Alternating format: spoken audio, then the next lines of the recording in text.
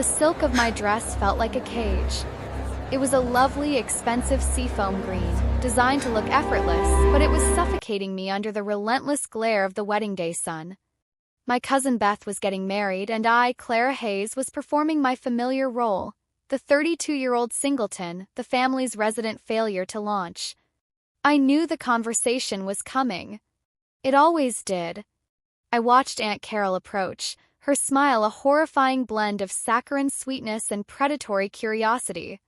She navigated the sea of pastel linen and garden roses like a great white shark spotting its lunch. Her eyes bypassed the open bar, the towering cake, and landed squarely on my empty left ring finger. "Clara, darling," she chirped, the sound grating like sandpaper.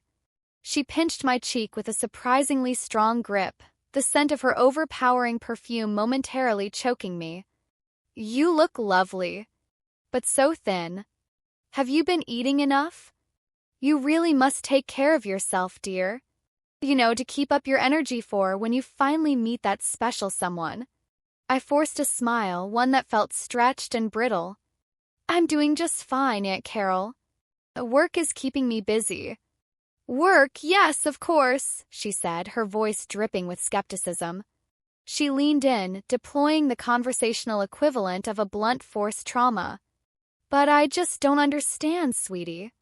You're smart, you're nice. But why haven't you been snatched up? Your little sister is already on baby number 2. Maybe you're being too picky? Or perhaps you're coming on too strong." A wave of humiliation, hot and bitter, washed over me. This was the true reason I hated these weddings, not because I was single, but because my singleness was treated like a disease, a character flaw, a public stain on the family tapestry. "I'm not coming on too strong, Aunt Carol," I said, my voice barely a whisper, the fight draining out of me. She patted my hand patronizingly, sealing my fate with her fake sympathy. "Oh, bless your heart. You just need a little push." Now, I was talking to the priest about his nephew, Roger. He works in insurance, very stable. He'll be at the reception. I'll make sure you two have a moment. The offer wasn't a gesture of help. It was a public declaration of my inadequacy. It was the family trying to auction me off to the lowest, most available bidder to save face. I couldn't breathe. My throat closed, and a sudden, desperate panic seized me. I made my excuses, a quick dash to the powder room, and fled, the rustle of my seafoam dress sounding like mocking laughter. I locked myself in a bathroom stall and sank against the cool porcelain, pulling my knees to my chest. I didn't cry. I was far past tears. I was filled with a cold, desperate resolve. Never again. I wasn't going to spend another holiday, another wedding, another family gathering enduring this quiet, relentless shaming. I was an accountant, for God's sake. I managed multi-million-dollar spreadsheets. I could manage a simple social situation. I just needed the right prop. My thumb found the app I downloaded in a haze of drunken self-pity last week. Hex Partners, discreet, professional, unforgettable. The website was minimalist, sleek, and terrifying. I clicked the express consultation button and typed 3 panicked words. "Boyfriend for hire. ASAP." A reply pinged back instantly. Not from a generic email address, but a secured chat line. "Apex, we are prepared to deploy a suitable professional immediately. Your urgency requires an accelerated fee schedule and acceptance of our premium terms." Me, yes. Fine. Just send someone. Now. I'm at the Willow Creek Estate. Apex, the consultant assigned to your account is Mr. Thorne. He will be on site within 30 minutes. You will meet him at the East Garden Gate. I checked the time. 30 minutes. Just enough time to plaster on a convincing smile and brace myself for the inevitable disaster. I didn't care if the man was awkward or dull. He just needed to be present. He needed to be a shield. I hurried to the East Garden Gate, my heart thumping a frantic rhythm against my ribs. A sleek, black SUV, tinted windows reflecting the afternoon light, glided to a silent stop. The back door opened. He didn't step out. He unfurled. He was colossal. He filled the doorway, blocking the sun. I'd expected a handsome, smiling drone in a cheap suit. I got a force of nature. His suit, a dark, perfectly tailored charcoal, didn't look like clothing. It looked like a second skin over tightly coiled muscle. His hair was black, thick, and perfectly messy, as if he'd just run a frustrated hand through it. His face was a masterpiece of harsh angles and lethal symmetry, carved from marble and shadow. But it was his eyes that stopped my breath. They weren't blue or brown. They were an unsettling shade of pale, molten gold, scanning the surroundings with an intensity that felt predatory, almost hungry. He looked at me, and his lips curved into a smile that held no warmth, only a flash of sharp, perfect teeth. Clara Hayes. His voice was a deep, gravelly rumble like thunder rolling over a mountain. He didn't ask. He stated it, a certainty. I am Thorne. You are late. I felt a dizzying pressure in my chest. This wasn't a hired companion. This was an apex predator. I apologize, I stammered, immediately breaking the promise I'd made to myself 10 minutes ago. He took a single, deliberate step toward me. The distance closed from a safe space to an intimate proximity that made my skin prickle. He was close enough for me to smell him, not cologne but something wilder, deeper. Wood smoke, old leather, and a primal musk that made the feminine core of me suddenly terrifyingly aware. Rule number 1, Ms. Hayes, he murmured, his breath brushing my ear. The warmth sent a shiver down my spine that had nothing to do with fear, and everything to do with a sudden, overwhelming, and unwelcome awareness of him. Don't apologize. You are paying me a substantial sum to act like you are the center of my universe. The center of the universe does not apologize for being where it is. He held out his hand. His palm was broad, the fingers long and scarred. We go inside. You follow my lead. And you will look at me. You will not look at the ground. I was already halfway mesmerized. I numbly placed my small, trembling hand into his. The moment his skin touched mine, a jolt, sharp, electric, and utterly wrong, shot up my arm. It was more than a spark. Felt like a circuit being violently completed. His golden eyes snapped down to mine, suddenly wide, not with predatory calculation, but with a momentary flash of absolute shock. The light in his eyes seemed to flare. He squeezed my hand, not gently but possessively. It seems, Clara Hayes, he growled, the rough texture of his voice vibrating through the small bones in my hand, that you and I just finalized a contract that is going to be far more complicated than either of us anticipated. He didn't wait for my response. He simply turned, pulling me along. He led me away from the safety of the garden gate and toward the crowded, brightly lit reception tent, and I felt not like a client but like prey being escorted to the kill. Truth whispered in the back of my mind, cold and absolute. This man is not a human asterisk. If you are enjoying this story, kindly do us a favor and subscribe to our channel. It is free and won't cost anything, but it means a lot to us. We are just a small channel trying to grow. Thank you. And back to the story. Thorne's grip on my hand was not a gesture of affection, it was a physical claim. His thumb rubbed a circular pattern on my pulse point, a subtle, constant reminder that I was tethered to him. That one small point of contact was the only thing grounding me in the reality that I, Clara Hayes, accountant, had paid a stranger to be my date.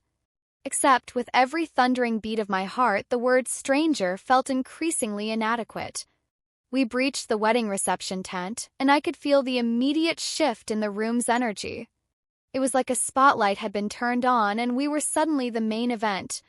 Everyone who had ignored me moments ago was now staring. Thorne was a master strategist. He didn't whisper instructions.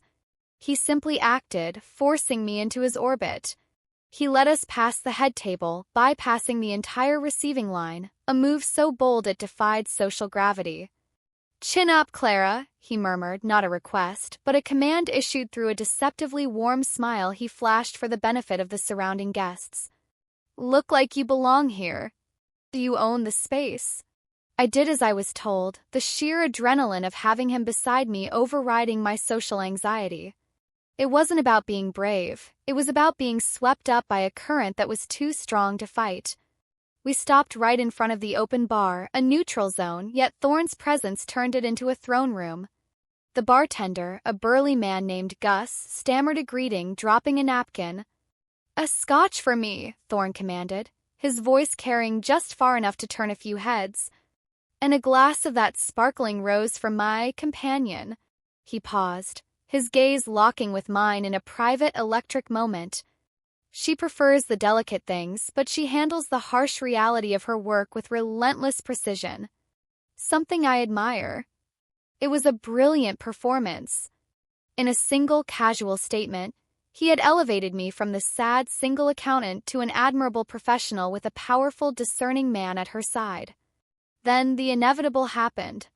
Aunt Carol, fueled by curiosity and a lifetime of nosiness, finally broke formation and marched toward us.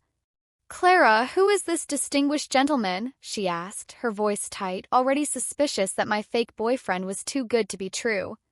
Thorne turned to her, his smile widening, becoming slightly sharper. He offered his hand to her, a reluctant gesture like a king tolerating a peasant. "Thorne," he introduced himself, letting the single hard name hang in the air. "I apologize if we didn't stop for introductions earlier. We were eager to escape the car. Clara is rather impatient when she wants me to see her family." He leaned closer to Aunt Carol, his voice dropping to a conspiratorial level that made her preen. "Clara is a fascinating woman, Mrs." He waited for her name, forcing her to complete the introduction, which was another subtle act of dominance. "Carol." "Aunt Carol," she supplied quickly. "Aunt Carol." "Yes. Clara is very private. She doesn't like to advertise what's hers." He glanced pointedly at my hand, which was still firmly enclosed in his. "She prefers to keep her personal life private. And I am a man who respects boundaries. A man who respects what's mine." The emphasis on mine was a low growl, a silent warning only I seemed to fully appreciate. Aunt Carol blinked, momentarily stunned into silence by the sheer possessive confidence of his tone. She had expected to interrogate him. Instead, she had been thoroughly, masterfully shut down. "Well," Aunt Carol finally managed, retrieving her hand. "That's wonderful, dear. You certainly seem to have found someone intense." "Indeed," Thorne replied smoothly. "And I have finally found something worth being intense about."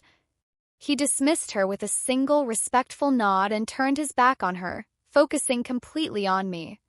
The sudden attention was intoxicating. My heart hammered against my ribs, and I felt a giddy sense of victory. I was empowered by his performance.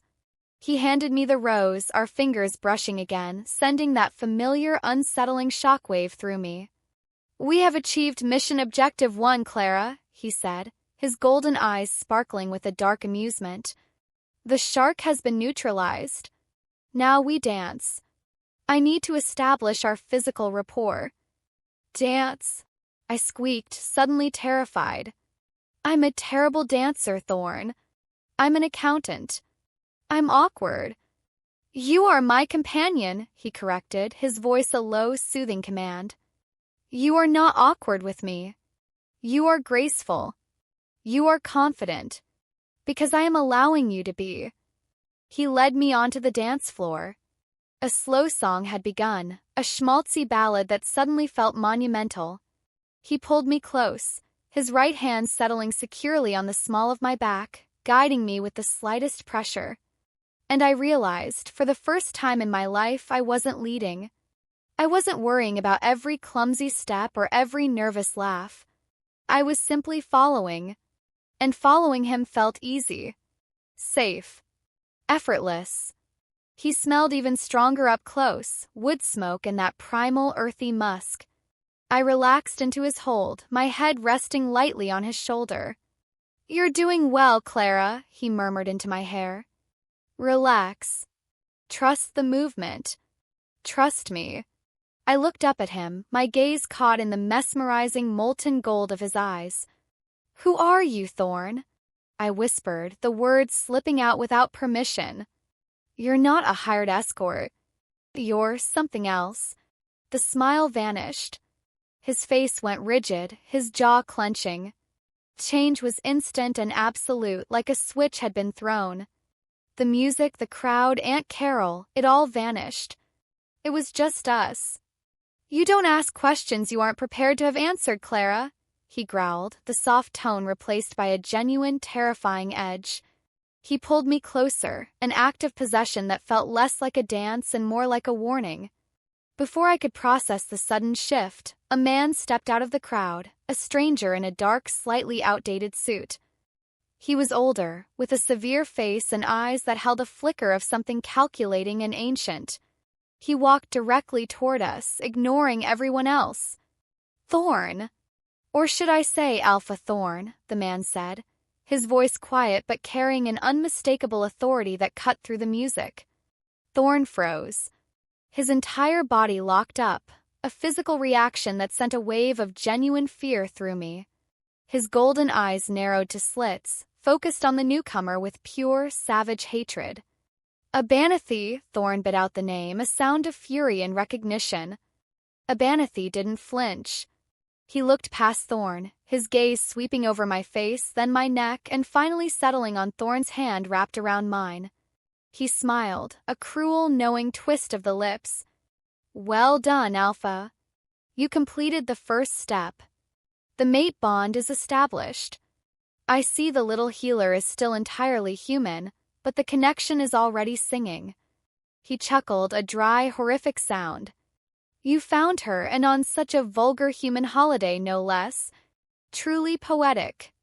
Now bring the mated pair to the council. Before the scent of your claim attracts a different, hungrier kind of alpha. The word alpha. The word healer. The word mate. They slammed into my consciousness, shattering the nice, neat world of accounting and family weddings. Thorne shoved me behind him, his massive body shielding mine. He was radiating a heat and intensity that felt distinctly non-human. We're leaving. Now. Run, Clara. Thorne roared, his eyes blazing, a terrifying, silent promise of violence hanging in the air. I didn't need to be told twice. I bolted toward the nearest exit, my seafoam dress a blur, the terrifying words of the stranger echoing in my ears, chasing me into the deepening night.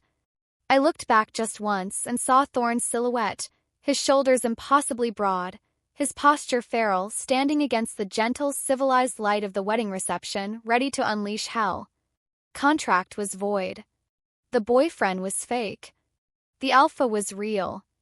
I didn't stop running until I hit the black asphalt of the parking lot, the elegant heels I'd chosen for the wedding now tearing into my blistered feet. The air was cold on my sweating skin, a brutal contrast to the blistering heat Thorne's body had radiated. I sagged against my beat-up Toyota Camry, gulping air, the reality of the last 5 minutes refusing to settle. Alpha. Mate bond. Healer. They were words from books, from poorly translated subtitles on late-night fantasy shows. They could not possibly apply to Clara Hayes, who paid her taxes on time and had a crippling fear of public speaking. A flash of movement from the mouth of the road snapped me back to terror. It was Thorne. He was moving with impossible speed, a blur of dark charcoal suit against the pale moonlight. He reached my car in 3 long strides, his breath coming in ragged, savage gasps. Get in the car, Clara. Drive. Don't look back, he barked, his voice raw. He yanked my car door open, his eyes scanning the surrounding woods with an obsessive, frantic energy. Who was that man? What did he mean? I whispered, paralyzed. Thorne didn't answer. He simply reached across the roof of the car and yanked the keys from my shaking hand. You're not driving. You're in shock. Move over, he ordered, his tone leaving no room for argument. Before I could object, he effortlessly lifted me by the waist, deposited me in the passenger seat, and slid behind the wheel, his large frame entirely dominating the small car. He jammed the key into the ignition, the engine roaring to life as he slammed the gear into reverse, fishtailing the car out of the parking spot. Hold on, he growled, and we were suddenly hurtling down the dark, winding road, the tires screaming in protest. Thorne, stop. You are terrifying me, cried, grabbing the dashboard. We need to call the police. That man, Abanathi, he threatened you. He said. Alpha. What are you? He took his eyes off the road for a dangerous second, fixing me with a look of intense, desperate honesty. I'm a werewolf, Clara. I'm the alpha of the Crescent Moon Pack. And that man is a representative of the council, the people who govern our world. They know I have a human mate, and that's a violation of the old laws. The words, I'm a werewolf, hit me with the force of a physical blow. The air rushed out of my lungs. My entire reality tilted and spun. The metallic wood smoke scent of him suddenly made terrifying sense. His golden eyes, his colossal strength, his immediate possessive claim. No, that's impossible, I stammered, shaking my head violently. You're an actor, a hired consultant. This is a joke. This is not a joke, he roared, slamming his fist against the steering wheel. He swerved to avoid a deer, the sudden jolt sending a sickening wave of vertigo through me. I was sent to observe you, not to bond with you. They thought you were a potential liability. They sent me to make a threat disappear. But the moon goddess had other plans. He slowed the car slightly, his voice dropping to a harsh, urgent whisper. When my hand touched yours, the mate bond, the most ancient, unbreakable magic in our world, completed. I am your alpha, and you are my mate. It means you're mine now, Clara. Every pack knows my scent. They'll hunt us until they either kill you or confirm our bond. That council man, Abanathi, he'll try to drag us both before them for judgment. Judgment for what? For a contract? For a mistake? I was weeping now, fat, angry tears of pure helplessness. For polluting the bloodline. For breaking the laws that keep the human world from knowing about ours, he spat out, turning onto a dirt road that was little more than a muddy, rutted track. He drove for what felt like hours, the silence in the car thick with terror and unspoken questions. Finally, he pulled up to a dilapidated, isolated cabin deep in a densely wooded forest. It looked abandoned, forlorn. This is a safe house, he said, shutting off the engine. No shifter will find us here, not even Abanathi. We have to hide until I can figure out how to smooth this over. He opened his door, but before he could get out, I grabbed his arm. My fingers curled around the thick, corded muscle of his forearm. No. You don't get to leave me in a cabin in the woods and then come back with an explanation later, I said, my voice shaking, but the accountant in me, the one that demanded accountability, was suddenly fully operational. I need to know everything. What is a healer? Why me? And what does mine mean? Thorne turned, his golden eyes blazing with a mixture of possessive fury and reluctant respect for my sudden courage. A healer is what your ancestors were. A very rare type of human that can soothe our wolf and in some cases repair the damage we inflict. Your scent is like a drug to me, Clara. It calms the beast. As for what mine means... He didn't finish the sentence. Instead, he pulled me roughly across the center console, crushing my body against his. His lips found mine in a sudden, violent, urgent kiss. It was a kiss that had nothing to do with romance and everything to do with claiming. His mouth was hot and demanding, his tongue a fierce invasion. The scent of him, wood smoke, earth, and something metallic, filled my head, making my vision swim. I tried to fight, pushing against his chest, but he was granite. He bit my lip, a sharp, stinging pressure, and I tasted blood mixed with the strange, wild tang of his mouth. He pulled back, his eyes dark with raw, untamed desire. It means I am consumed by you, he rasped, his voice low and guttural. It means the moment I smelled you, the wolf took over. It means if I let you go, any other alpha that catches your scent will try to take you. And I would kill every single one of them. We are bonded now, Clara. And that bond tastes like silver and destiny. He broke the contact, his body shaking with suppressed power. He got out of the car, slammed the door, and walked around to my side, yanking my door open. Come on, mate. We need to plan our cover story. Council must believe we are fully mated, that you accepted the bond willingly. If they suspect you're resisting, they'll execute you to break my claim. He pulled me from the car, his touch now gentle yet firm. I stumbled into the dark forest, the metallic taste of my own blood, mixed with the terrifying knowledge of my new reality, heavy on my tongue. I had asked for a fake boyfriend. I had been given a death sentence with a very real, very possessive alpha. Cabin was surprisingly clean, though sparse. A single, dusty fireplace, a rough-hewn table, and a bed covered with a threadbare woolen blanket. Thorne lit a fire with a speed and efficiency that was terrifying, and the small space quickly filled with the warm, smoky smell that was now inextricably linked to him. I sat at the table, wrapped in a blanket, clutching a lukewarm cup of water while Thorne paced. He had removed his expensive suit jacket, revealing a tight white dress shirt that strained across his broad shoulders. He was a caged beast, radiating energy.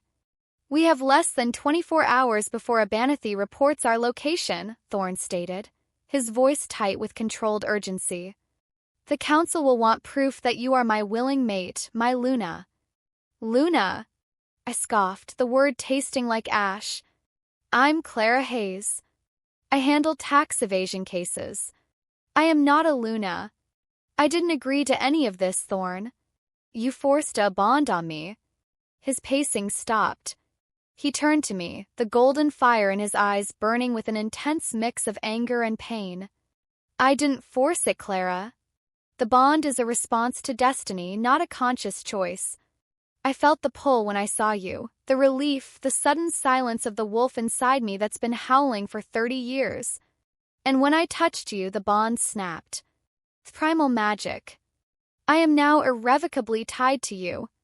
And that means you are now irrevocably tied to me, and to my pack's enemies. He walked over, resting his palms on the table and leaning toward me, his proximity of physical pressure. Listen. We have one path to survival. We lean into the lie. You must convince the council and everyone who sees us that you are passionately in love with me. That you accepted the bond instantly. That you are ready to be the Luna of the Crescent Moon Pack. I don't know the first thing about being a Luna. Or a werewolf. I don't even know your pack's colors. Cried, the desperation rising. You don't have to know the customs. You only need to know how to act. A Luna is strong. She is fiercely protective of her alpha. She is assertive, even defiant. The woman I saw neutralize Aunt Carol is the woman they need to see. He began to outline the lie, speaking in sharp, concise directives. 1. The history. We met years ago in secret. The bond was always there, but we were kept apart by human obligations. This reunion, the wedding, was planned. I was there to claim you publicly. To the claim, you will wear this. He pulled a silver chain from around his own neck. Dangling from it was a small, perfectly carved pendant of a crescent moon. This is my pack symbol. Signifies my claim. You won't take it off. Ever. Free the touch, you must allow me to touch you. Publicly. And you must not flinch. Hold my arm. Stand in my shadow. You need to look like you are consumed by me. The more distance you put between us, the more they will suspect you are a victim, and the more likely they are to kill you. And what if someone else touches me? I asked, a new, sharp fear slicing through the terror. Thorne's golden eyes hardened to shards of ice. If any male touches you without my express permission, I will break his arm. And I will not apologize for it. You will watch me do it, and you will show pride in my possessiveness. The brutality of his world was a cold slap to the face. Why would they kill me for resisting? Because, Clara, if you are an unwilling mate, you become a weapon against me. If they can capture you and force you to reject the bond, it would strip me of my alpha status and could break my wolf, leaving me a rogue. You are my greatest strength and, currently, my most fatal weakness. They will eliminate the weakness. He paused, running a hand through his thick black hair. But there's a complication. Council is under pressure from the Black Fangs, a rogue pack of brutal, feral wolves who are actively targeting packs with human ties. They believe human blood makes us weak. They will see you as an opportunity to cripple my pack and take my territory. Abanathi knows this. He wants you confirmed as my Luna or eliminated before the Black Fangs find us. The stakes had escalated from Aunt Carol's judgment to a war between packs. But the healer part, I pressed, clutching the Crescent Moon pendant he'd placed in my palm. Abanathi said I was a healer. Does that mean I have powers? Thorne's expression softened just for a moment, revealing a glimpse of the tormented man beneath the alpha. It means your family is connected to an ancient, forgotten pact. Healers can touch the wolf. They can ease the rage. Right now, you are merely a beacon. The bond is amplifying your scent. But if the need is great enough, your true power may manifest. You just have to survive long enough to find out. He walked to the corner, pulling a small, battered leather satchel from beneath a loose floorboard. He retrieved a simple but expensive-looking pearl earring. We need to buy time, he said. I'm going to contact my beta, my second-in-command Ezra, to prepare the pack for our arrival. He needs to know the truth so he can manage the situation. While I do that, you need to change. We need to burn that dress. It reeks of the wedding and the human world. He tossed me a bundle of clothes, a pair of dark, sturdy trousers and a plain gray shirt. The council is coming, Clara. You will meet them. You will look them in the eye. You will lie to save our lives. You are the Alpha's mate now. Like it. Be Luna. I looked down at the silver moon pendant in my hand. I slipped the chain over my head, and as the cool metal settled against my skin, I felt a tremor deep in my bones. It was a commitment. Promise. I went into the corner of the cabin and changed out of the beautiful, suffocating seafoam dress. I felt the first sparks of my own defiance, a defiant resolve that had nothing to do with Thorne and everything to do with surviving. I was Clara Hayes, and I was not going to be anyone's victim. Not Aunt Carol's, and certainly not some ancient werewolf council's.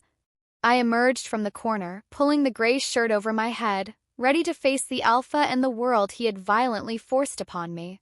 I stood by the fire, the rough wool of the gray shirt scratching my skin, the crescent moon pendant cold and heavy against my collarbone. Thorne had stepped outside to make his clandestine call, muttering a command for me to stay put and listen to the wind. The silence that followed was unnerving. The floorboards creaked as Thorne returned, his face a mask of weary tension. Ezra is setting up a diversion. We meet him at his farmhouse just outside of Indianapolis, Thorne announced, grabbing a map from the satchel. He's a good man, Clara. He's been my beta since we were pups. But he's a traditionalist. He will not accept you easily. I need you to understand that every single one of my pack members will be assessing you. Why would your own pack reject their Alpha's mate? I asked, confused. Because you're human, he stated plainly. Our Luna is supposed to be the strongest wolf in the pack, the mother of the next Alpha line. You are an anomaly. A risky one. They will see you as a sign of weakness, an invitation for our rivals to attack. Ezra's scrutiny will be the hardest. You must show him strength, not fear. He tossed me a piece of dark, dried meat, venison, I realized, suddenly revolted. Eat. We leave in an hour. We'll be driving straight through the night. I nibbled at the venison, the rich, gamey taste a world away from my usual pre-packaged salads. We drove out of the woods and onto the highway, the old Camry surprisingly reliable. Thorne drove with a focus that was both thrilling and terrifying. He didn't speak much, but the silence between us was no longer empty. It was thick with the unspoken contract we had forged, a bond of mutual survival.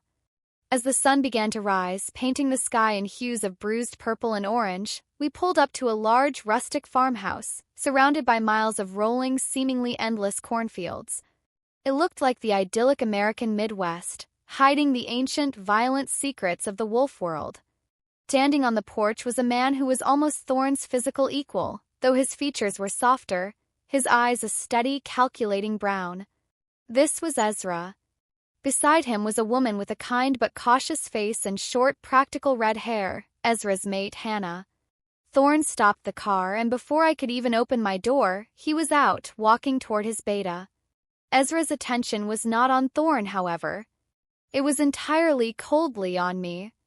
I took a deep breath, adjusted the collar of my shirt to ensure the crescent moon was visible, and stepped out of the car. I walked with my chin high, determined to embody the Luna that Thorne had demanded. Thorne reached me and didn't hesitate. He pulled my arm into the crook of his proximity a solid, possessive statement. Ezra. Hannah. This is Clara. My mate. My Luna, Thorne announced, his voice ringing with absolute certainty. Ezra's gaze flickered to my hand, then to the moon pendant, and finally to my face. The scrutiny was intense, stripping away my confidence. She's human, Alpha, Ezra said, his voice flat, devoid of disrespect, yet heavy with judgment. She is my mate. The bond is consecrated by the goddess. She is the healer we were told was a myth, Thorne countered, laying the propaganda on thick. Hannah, Ezra's mate, stepped forward, her expression gentler. She smelled of cinnamon and dry earth, a comforting scent that calmed my frantic pulse. She extended her hand to me. Welcome, Clara. It is a terrifying thing to be bonded to a wolf, she said softly. I shook her hand firmly, meeting her gaze. It is a terrifying thing to have your life violently turned inside out by a wolf you hired for a fake date, I replied, allowing a hint of my true defiance to show. Ezra's eyebrows rose slightly. He was clearly not expecting the sharp retort. A fake date? Ezra questioned, his voice taking on a dangerous edge. Alpha, what is the meaning of this? You told me you found her at the wedding, that the bond was unexpected but genuine. It was genuine, Beta, Thorne growled, squeezing my arm warningly. But I was hired as her escort. She needed a protective shield from her family's incessant judgment. I provided it. The bond was a force neither of us could have stopped. I was immediately going to tell you, Ezra, but Abanathi found us before I had the chance. It was a clumsy lie, but it incorporated enough truth to be plausible. It was the moment of reckoning. Ezra was deciding whether to trust his alpha or see me as a poisonous weakness. Ezra's eyes locked with mine, probing, seeking the lie. He leaned in, lowering his voice. Do you accept his claim, human? Does your spirit submit to the wolf? He demanded, his voice a low, challenging growl that sent a genuine shiver of fear down my spine. I looked at Thorne, who was rigid beside me. His life depended on my answer. I looked at Hannah, whose eyes held a desperate plea for me to say the right thing. I turned back to Ezra, and the anger I felt, the humiliation from Aunt Carol, the fear of Abanathi, the sheer, crushing unfairness of my new reality, coalesced into a cold, defiant strength. I do not submit to any man, Ezra, I said, my voice clear and steady. I have survived in the human world by my wits and my will. I accept his bond because it is real. I will stand by Thorne, not because I submit, but because I choose to fight for the man who saved my life from his own enemies. He saved me from my pathetic, sad little life. I will be the Luna he needs, not the Luna you expect. And you, Beta, will respect my choice. The silence that followed was electric. Ezra stared at me, his mouth slightly agape. He had expected fear, compliance, or hysteria. He got a declaration of war. Finally, a slow, grudging respect dawned in his eyes. Well, Ezra murmured, running a hand across his jaw. She's got fire, Alpha. I'll give her that. For now, we move. Council will be here by morning. They need to find an empty farmhouse and a wasted trip. Hannah will take you inside, Clara. We need to begin planning your presentation to the pack. Hannah took my hand, a genuine, warm smile finally replacing the caution. Come on, Luna. We have much to discuss about werewolves, the council, and how to survive the next few days. It's time to start fighting. As I walked away, I looked back at Thorne. He was watching me, his golden eyes filled with an undeniable flicker of awe. The alpha had found a mate who was not a pawn, but a partner, a terrifying human complication that might just save his life. Hannah's care was a welcome shield against the storm of the werewolf world. She was practical, warm, and surprisingly open about the dangers. She gave me comfortable clothes, a thick jacket, and most importantly, the hard truths. The council operates on fear, Clara, Hannah explained as she brewed strong coffee in the farmhouse kitchen. They are the keepers of the old ways. They believe the human world is a virus. Abernathy will push for the trial by silver. It's medieval, but the law is the law. The trial by silver? What does that mean? I asked, clutching my mug. It means you will be presented to the council at the full moon gathering in 2 nights. If you are deemed a threat, they will press a silver blade against your skin. Silver is deadly to werewolves. If you're human, you simply get a cut. But if you have any latent healer genes, any magic that is linked to the wolf world, the silver will burn you like acid. It proves a bond, but it also proves you are part of our world and thus bound by its laws. The air thickened with dread. So, if I burn, I get to live under their laws. If I don't burn, I'm just a human and they kill me for contaminating the alpha. Precisely, Hannah confirmed, her eyes filled with sympathy. But there's a sliver of hope. You have to convince them you are worthy of the bond before the trial. You have to convince them you bring strength, not just weakness. Thorne and Ezra spent the day planning their next move, a public announcement of the mating at a neutral territory pack gathering near Chicago. The news had to spread faster than the council's decree. That evening, as the 3 of us huddled around the large wooden table planning the details of the lie, a sudden urgent alarm blared from the beta's porch, a high-pitched electronic wail. "It's the perimeter alarm," Ezra growled, jumping to his feet, his body already shifting, muscles visibly swelling beneath his jacket. "The Black Fangs are here. They must have been trailing Abernathy, waiting for their chance." Thorne's golden eyes snapped to me. "They've found us. They're after you, Clara. They want to use the healer's blood to taint our pack. They believe it's a source of power." He grabbed me by the arm, pulling me toward a trapdoor hidden beneath a rug. "Ezra, take Hannah to the cellar. I'll meet you there. Clara and I are going out the back." "No, Alpha," Ezra countered, drawing a long, wicked hunting knife. "We can't just abandon the house. They'll know we fled. We need a diversion. Hannah, cellar. Clara, you stick with Thorne." Before I could be pulled into the cellar, a shattering sound erupted from the front of the house. 3 figures burst through the kitchen doorway, massive, feral men with eyes that glowed a terrifying, malevolent red. Rogues. The Black Fangs. They were scarred, dressed in tattered leather and denim, and they smelled overwhelmingly of rain, dirt, and violence. The lead rogue, a man with a jagged scar across his face, pointed a trembling finger at me. "The Alpha's mate. The human filth. Bring her," he bellowed, his voice distorted with a bloodlust that was palpable. Thorne didn't hesitate. He thrust me behind his back, a shield of flesh and bone. "Mine!" Thorne roared, the sound utterly inhuman, a bass note of pure, concentrated alpha fury that shook the windows. His shirt ripped as his muscles expanded. His transformation beginning, golden eyes glowing like embers. Ezra joined the fray, the silver of his knife flashing as he engaged the scarred rogue. Hannah, her face pale but determined, grabbed my arm. "Clara, they're here for the healer blood. Run." But I didn't run. I was suddenly filled with a cold, clear-headed rage. I was sick of being prey. I was sick of being the object of a hunt. I saw the 3rd rogue, a giant of a man, bypass the fight and lunge toward Thorne, a piece of broken furniture raised above his head. Instinct took over. I didn't think. I just acted. I grabbed the silver moon pendant around my neck and ripped it off.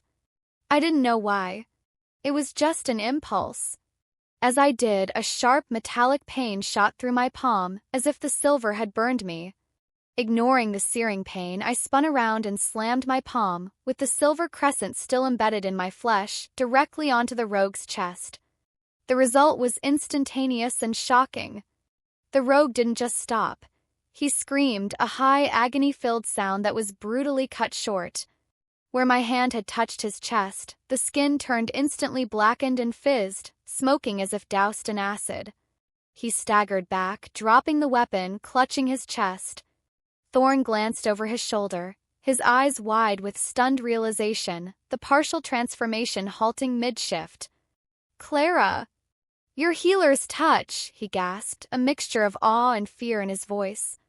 The scent of burning flesh and the rogue's sudden debilitating pain distracted the other two black fangs. That was all Thorne needed. He lunged, a whirlwind of muscle and fury, tearing into the remaining rogues with a brutal, visceral violence that made me gasp. Within seconds, the fight was over. Kitchen was wrecked, splattered with blood, and filled with the ragged breathing of the surviving wolves. Thorne stood over the unmoving bodies, his fists dripping red, his human eyes now fully returned, staring at me. I looked down at my hand. The skin of my palm was not simply cut, it was blistered and raw where the silver pendant had been pressed. It was an unmistakable silver burn. The truth hit me with the force of a revelation. I was not just a human mate. Power was real. The bond was real. The laws were real. Thorne walked slowly toward me, his expression unreadable. He took my blistered hand gently in his. "The council won't be able to deny the bond now, Clara," he whispered, his thumb lightly stroking the raw, silver-burned flesh. "You have your answer. You are a healer. You are my Luna. And now you have the proof they need for the trial." Ezra emerged from the smoke, grim-faced. "The council is only 2 hours away, Alpha. They'll be here by dawn.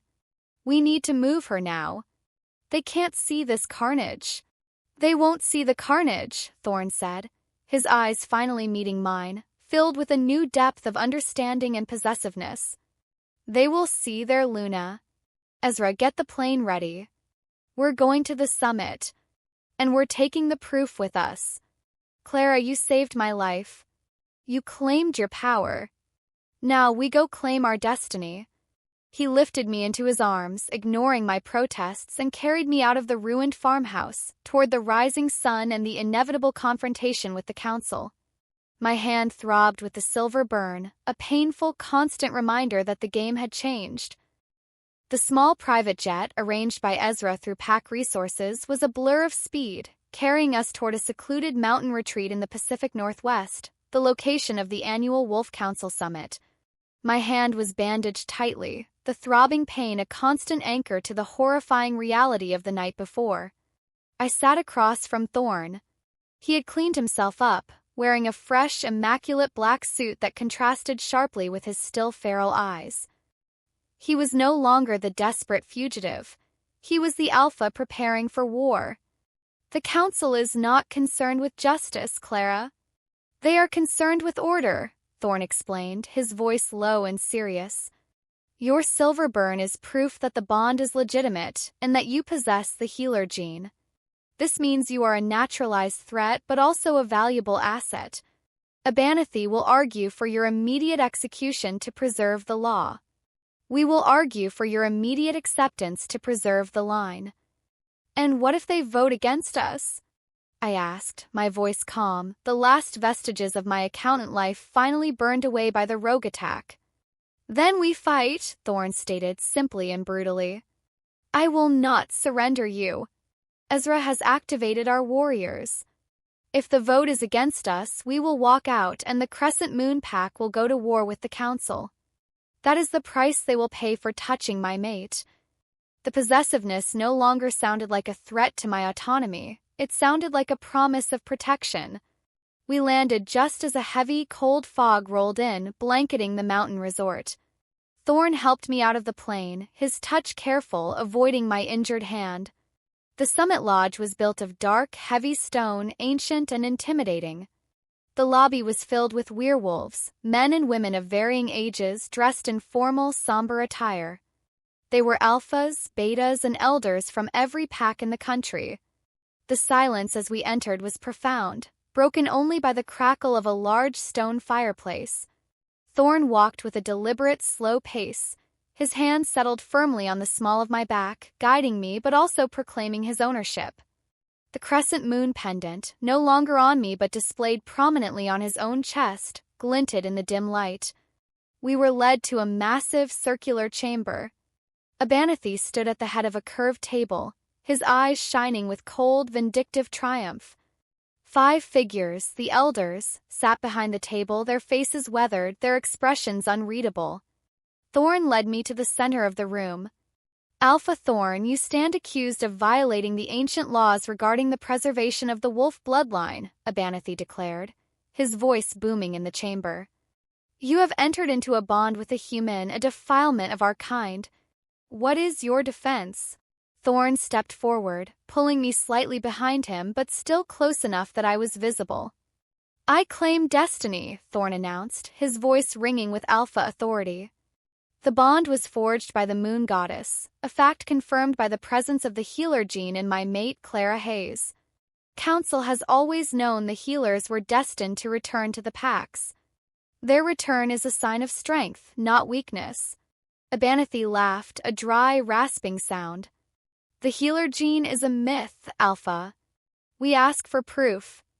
The trial by silver must be performed. It has already been performed, Thorne stated, turning to me. I stepped fully into the light, facing the entire room. I slowly unwrapped the bandage from my palm. The entire room gasped. The silver burn on my skin was red, angry, and distinctly wolf-shaped, the metal having reacted with the magic in my blood to leave a small, permanent scar in the shape of a tiny crescent moon. It was a brand. The Black Fangs, who despise human connections, found us first, I said, my voice strong, surprising even myself. They attacked us, seeking to use my blood. I defended myself and my mate using this pendant. I held up my other hand, which still bore a smudge of the rogue's burned, blackened flesh. I was burned by the silver, proving I am bound by the laws of your world. I am not a victim. I am a weapon your enemies fear. I am the Luna who already protects your Alpha. My words hung in the air, a devastating combination of proof and defiance. The elders began to murmur among themselves. Abernathy was furious, his face twisted in frustrated rage. A lie! A fabrication! The trial must be done under the council's supervision, he shrieked. Thorne had had enough. He stepped up, towering over me, his golden eyes blazing with a dangerous, untamed light. He placed a possessive hand on my uninjured shoulder, his touch anchoring me. The trial is over, Abernathy, Thorne growled, his voice dropping to the primal roar that had silenced the rogues. She defended her mate and proved her power. She is the Luna of the Crescent Moon Pack. Now you will accept her, or you will face the full consequence of my pack's fury. The choice is yours. He looked directly at the elders. Do you challenge the bond, or do you accept my Luna? The room was silent, the elders' faces etched with a difficult calculation. Finally, the head elder, a wizened old woman, raised her hand. The evidence is clear. The attack by the Black Fangs proves the legitimacy of the threat and the power of the bond. The burn is irrefutable. We accept the bond, she declared, her voice firm. She looked at me, a rare, momentary glimmer of warmth in her eyes. Welcome, Luna Clara. May your strength serve the packs well. Abernathy sputtered in rage, but he was defeated. Thorne had won. Thorne turned to me, the triumph in his eyes replaced by a quiet, deep intensity that settled into my soul. Cupped my face with his large, warm hands. We survive, Clara, he whispered, his voice thick with emotion. We survived, Thorne, I corrected, meeting his gaze. He didn't kiss me. Not in front of the council. Instead, he leaned down and pressed his forehead gently to mine, an ancient gesture of respect and acknowledgement. Contact was a transfer of energy, a surge of warmth and power that flowed from him to me, affirming the unbreakable bond. He had hired a fake boyfriend, but he had found his real alpha. I had been a timid accountant, but I had found my true self. The journey had just begun. He took my uninjured hand, his large palm encompassing mine, and together the Alpha and his new Luna walked out of the council chamber, ready to face the world they had just conquered. The air on the private jet returning from the summit was heavy with an exhausted silence that was entirely different from the anxious quiet of the journey there. We weren't fugitives anymore. We were leaders. But that victory came with a profound, terrifying new reality. I sat in the plush leather seat, Thorne across from me. He'd barely spoken since the Elder's declaration. He'd simply taken my hand, the uninjured one, and led me out. Now he sat with his head bowed, his thick black hair hiding his expression. He looked not triumphant, but utterly drained. The stress of holding back the Alpha for days, managing the lie, and fighting his own counsel had taken a physical toll. I finally broke the silence, my voice raspy. "Thorne, what happens now?" He lifted his head, and the molten gold in his eyes was muted, almost dull. "Now? Now we go home. To the Crescent Moon territory in Montana. Now you meet the pack who has been hearing whispers of their human Luna. And they'll be happy?" I asked, knowing the answer was a lie. He gave a harsh, humorless laugh. "Happy? No. Relieved that I won the council vote, yes. But they won't accept you, Clara. Not yet. They'll respect the bond because they must.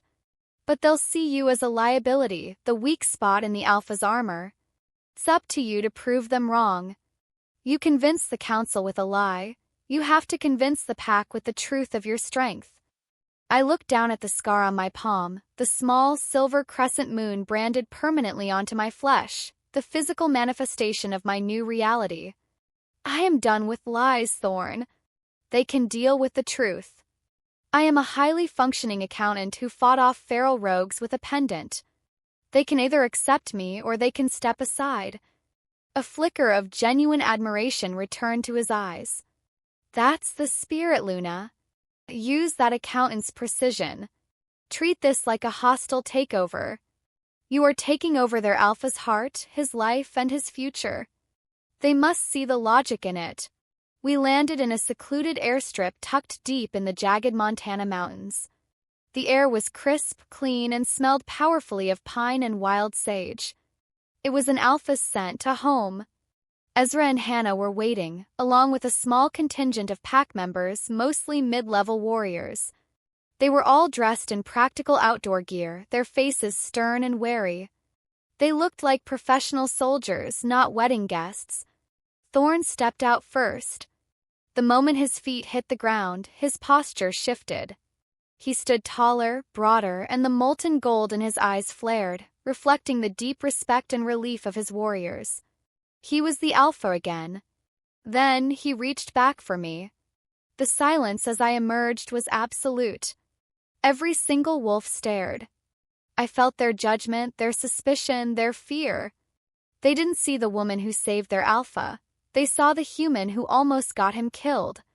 Thorne pulled me close to his side, his hand firm on my waist. He didn't introduce me with flowery words. He simply spoke to his pack. "We have returned. Council recognizes the bond. Abanathi's challenge failed. This is Luna Clara.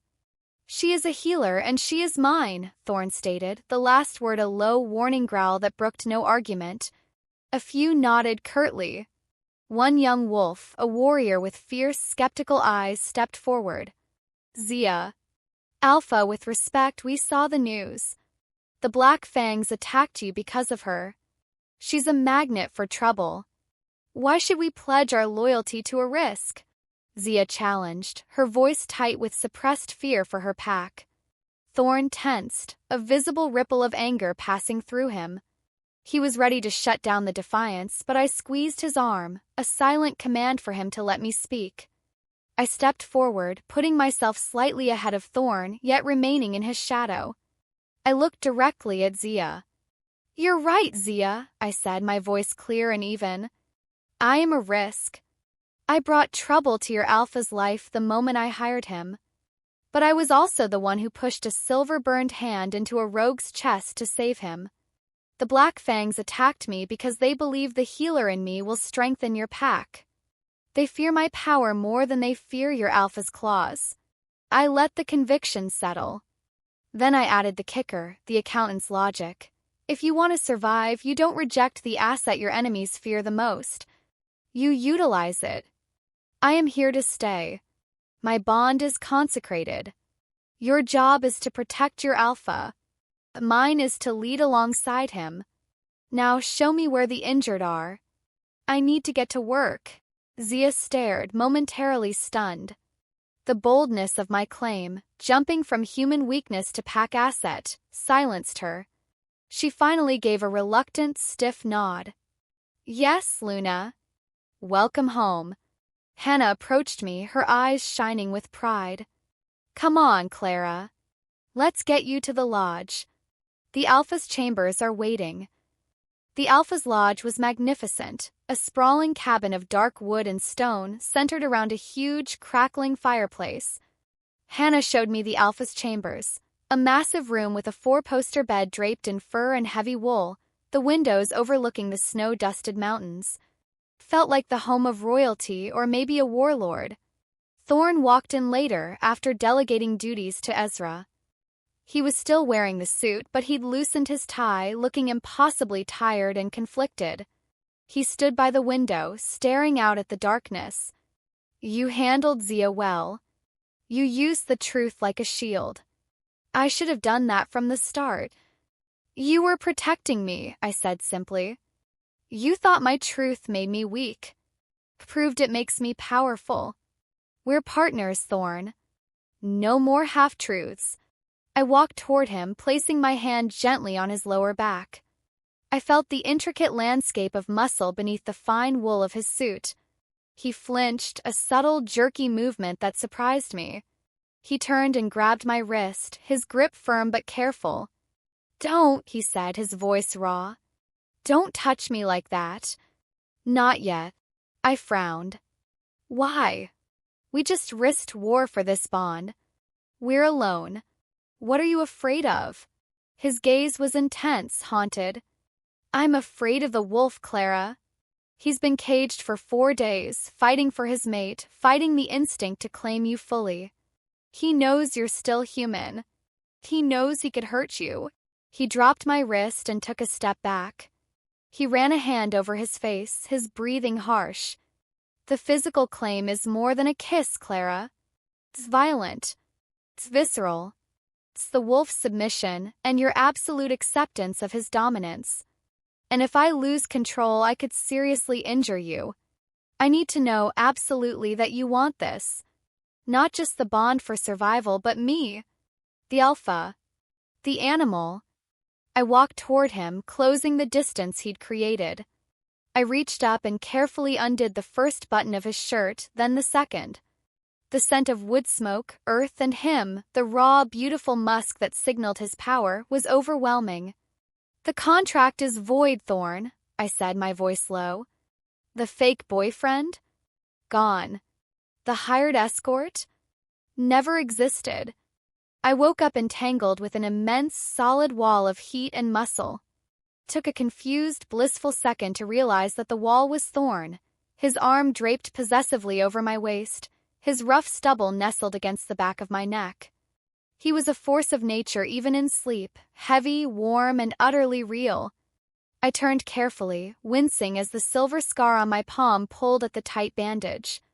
The sight of the man beside me, the alpha who had risked war for me, was breathtaking. His features were softened by sleep, but his lips still held the memory of last night's fierce, desperate passion. I reached out and lightly brushed the Crescent Moon pendant, which he now wore constantly, resting against his broad chest. The Luna he had claimed was no longer a lie. But the easy peace of the morning had to end. Survival meant work. I slipped quietly out of bed, pulling on the practical trousers and shirt Hannah had given me. My fingers automatically found the silver-burned scar, a constant low throb of pain that was also a source of strange, nascent power. I found Hannah in the kitchen, already organizing supplies. She offered a warm, knowing smile. "Sleep well, Luna," she teased, handing me a massive mug of hot coffee. "As well as someone who just survived a war and discovered she's a magical creature can," I admitted, taking a grateful sip. Zia asked for the injured. "Where are they?" Hannah's face grew serious. "The infirmary is downstairs. We had a skirmish with a rival pack on the southern border last week. Several warriors were badly hurt. They haven't been healing well. We've been waiting for the Luna to come home and soothe the Alpha's wolf. But for a healer..." Her voice trailed off, leaving the implication hanging. "They were testing me." I headed down the stone steps to the infirmary. It was a sterile, well-stocked room, but the air was thick with the metallic scent of blood and the heavy, earthy smell of wounded wolves. Lying on a cot was a warrior named Garrison, his entire right side wrapped in thick linen. Zia stood over him, her face grim. She looked up when I entered, her expression wary and skeptical. "Luna Clara," Zia greeted, her tone formal. "Garrison's ribs are shattered. It's been 5 days. He should have shifted and healed by now, but his wolf is in shock. He's been feverish. Our pack doctors can't do anything else." I nodded, walking over to the cot. Garrison was pale, his breathing shallow and quick. His eyes, though human now, held a deep, dull pain. I remembered Thorne telling me that the healer's touch soothed the wolf and healed the body. "I need you to step back, Zia," I instructed. "And I need you, Garrison, to trust me." Garrison gave a weak, dismissive wave of his hand. "Just another pill, Luna." "Save your time." "No pills, Garrison. Just trust." I spoke with the calm, soothing tone I used when explaining a complicated tax shelter to a nervous client, absolute certainty wrapped in a soft cadence. I sat on the edge of the cot. I took a slow, deep breath, centered my focus, and placed my good left hand directly on Garrison's forehead. The effect was instantaneous and overwhelming. It was like a sudden, violent surge of cold electricity coursing through me, and then a blinding flash of Garrison's pain. It wasn't just physical. I felt the confusion of his trapped wolf, the frustration of his inability to shift, the crushing fear of being permanently crippled. It was a cacophony of agony that made my head swim. But woven into the pain, I felt a thread of warmth, the healer gene responding to the need. I focused on that warmth, drawing it from my own core and directing it through my hand into his body. The room vanished. It was just me and Garrison suffering. I saw, with impossible clarity, the fractured lines of his ribs, the inflammation around his lungs. I focused my will, pouring the warm light into the deepest part of his injury. When I finally pulled my hand away, I was shaking, cold sweat slicking my skin. I felt utterly depleted, like someone had siphoned half my blood. Garrison, however, took a massive, shuddering breath. The dullness in his eyes cleared, replaced by an astonished, sudden spark. The pain is gone," he whispered, a tremor of disbelief in his voice. "The fever broke." Zia rushed forward, placing a hand on his forehead. Her eyes, filled with wolf-level intensity, widened in shock. "It's true. The fever's gone. He's clear." Garrison tried to sit up, and this time he managed it, a slight grimace his only sign of discomfort. He looked at me, then at the lingering warmth on his forehead, and finally his skeptical face crumbled into open awe. "Thank you, Luna," he managed, his voice thick with emotion. I swayed, catching myself on the edge of the cot. Price of the healing was steep. Took everything I had. "The fever is gone, but the bones are still mending," I managed, my voice strained. "He'll be able to shift in 24 hours to finish the healing. Until then, light duty." Zia stepped back. Her entire demeanor shifted from icy skepticism to deep, grudging respect. "Your strength is real, Luna." I apologized for my doubt. "Doubt is smart, Zia," I said, leaning against the wall for support. "It keeps you alive. Now who's next?"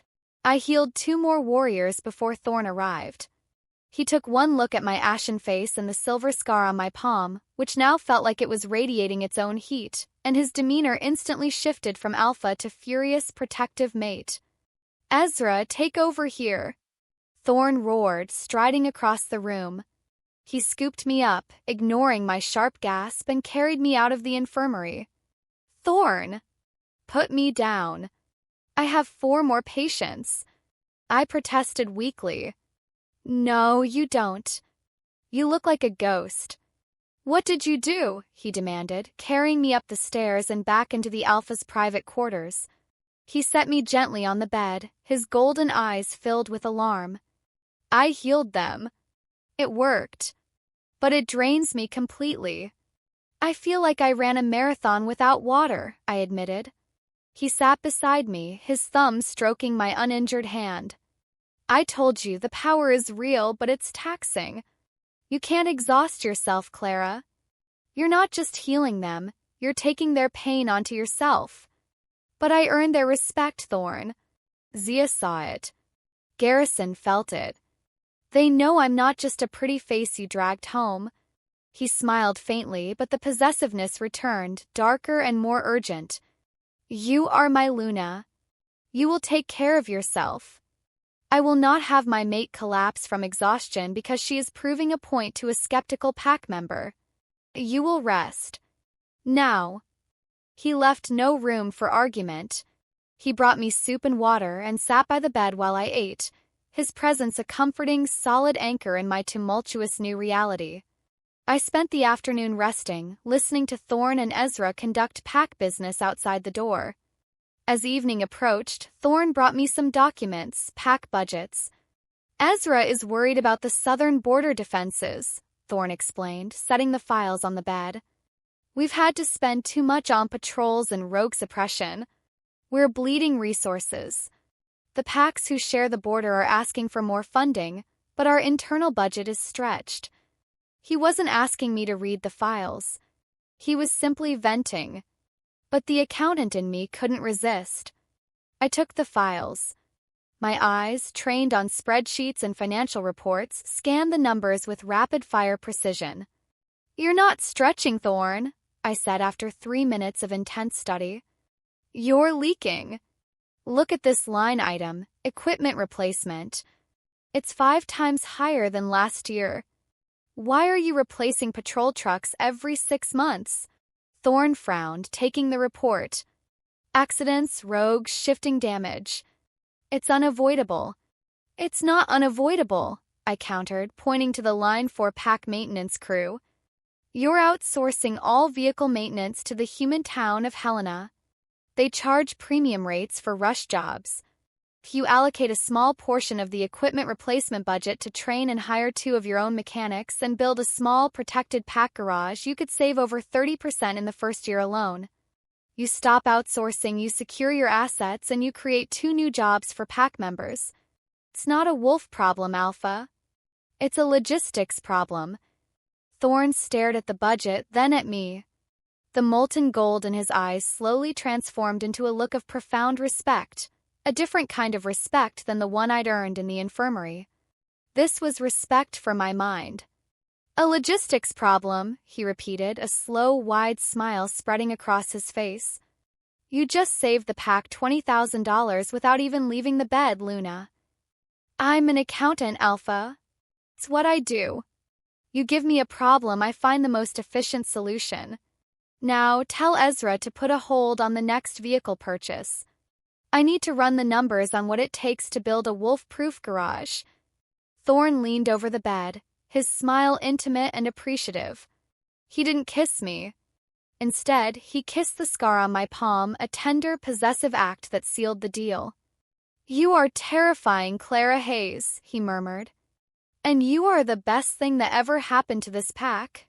That night, just as the moon, still a few days from full, cast a pale glow over the snow, the security horn blared. It wasn't the perimeter alarm, it was a deeper, more urgent sound, the Alpha alert. Thorne was instantly awake, his hand grabbing the knife he kept beneath the pillow. The main gate. They're at the lodge, he growled, pulling on trousers and a thick sweater. Ezra burst into the room without knocking, his face etched with worry. Alpha. It's Valeria's. The Alpha of the Shadow Pack. He's here, demanding an audience. He says he has proof that the council was tricked, and that the human is not a true mate. Valeria's. The ruthless, feral alpha who led a pack known for their aggression and brutal takeovers. Thorne's golden eyes narrowed to slits. He heard the news from the summit. He thinks he can challenge my bond and take my pack by right of conquest. He turned to me, his voice calm but firm. Clara, you stay here. Do not leave this room. I'll send him packing. No, I said, throwing off the blanket and climbing out of bed. I'm not the woman who hides anymore, Thorne. He is here to challenge me. I need to show him the same proof I showed the council. I walked toward the door, my heart pounding a fierce rhythm in my chest, but my voice steady. I am the Luna who solves logistic problems and heals your wounded. Valeria's wants to see weakness? I'll show him a partner he can't defeat. Thorne looked at me, a mixture of pride, frustration, and love in his eyes. He knew he couldn't stop me. He simply nodded, his decision made. Fine, he growled, grabbing my hand and squeezing it tightly. We walk out there together, Luna. But you speak only when I allow it. And you stand in my shadow. Let's show Valeria's the price of challenging the Crescent Moon. Together, the Alpha and his human Luna walked out into the cold night, toward the most dangerous challenge yet, a confrontation that would either cement their place as leaders or cost them everything. The world was a blinding, cacophonous blur of red and gold. I was no longer Clara Hayes, the accountant who managed budgets and used logic. I was a chaotic mess of pure, primal sensation. Every sound in the infirmary, the frantic whispers, the scent of fear, the dripping tap, was amplified into a deafening roar. My muscles spasmed violently against the cold stone floor. I felt a horrifying, searing heat rush through my veins, twisting my bones, pulling my human skin taut as it prepared for the final, terrifying transformation. The animal was taking over, immense and absolute. I was losing me. A massive, familiar presence was beside me, a solid anchor in the storm. Thorne.